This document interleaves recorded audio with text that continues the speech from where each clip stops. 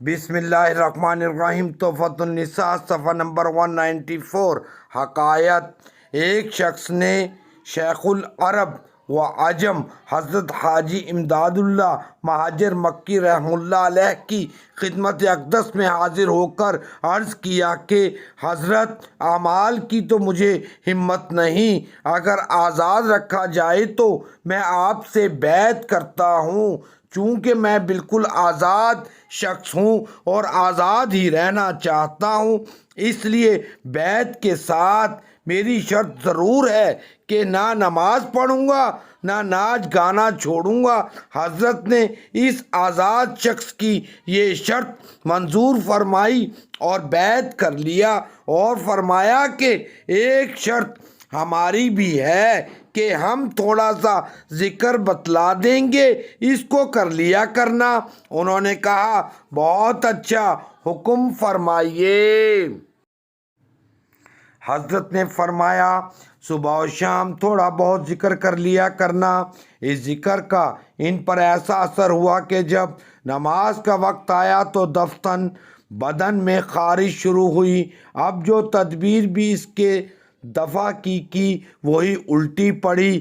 کہیں چنبیلی کا تیل مل رہے ہیں، کہیں اور تدبیر کر رہے ہیں، مگر کچھ افاقہ نہ ہوا۔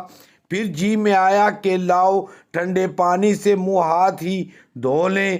جب دھو چکے تو دل میں خیال آیا کہ سب اعضاء تو دھل گئے، لاؤ مسح بھی کر لوں۔ وضو کا تمام ہونا تھا کہ خارش آدھی رہ گئی، مگر پھر جی میں آیا کہ جب تو نے وضو کر لیا تو نماز بھی اور پڑھ لے۔ کوئی یہ شرط تھوڑا ہی تھی کہ بالکل ہی نہ پڑھوں گا۔ نماز کا شروع کرنا تھا اور خارش کا ندا رد ہونا، خارش کا چلے جانا۔ پھر جب اگلی نماز کا وقت آیا، وہی خارش پھر شروع ہوئی اور نماز اسی طرح شروع کرتے ہی جاتی رہی۔ اب وہ دل ہی دل میں کہنے لگا کہ حاجی صاحب نے پہرا بٹھا دیا ہے کہ نمازی ہو گئے یا نہیں۔ پھر جی میں آیا کہ جب تو نماز پڑھتا ہے اور 5 وقت اللہ کے دربار میں حاضری دیتا ہے تو ناچ گانے میں کیا منہ لے کر جاتا ہے؟ تجھے تو ان برے کاموں سے شرم آنی چاہیے۔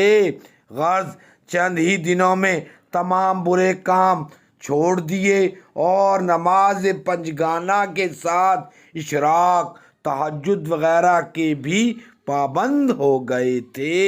یہ اللہ کی دین ہے کہ جسے چاہے وہ اپنی دولت عبادت سے نوازے۔ سبحان اللہ، آمین۔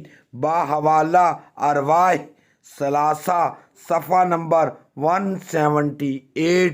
جزاک اللہ۔ 25/3/2022۔ اللہ اکبر۔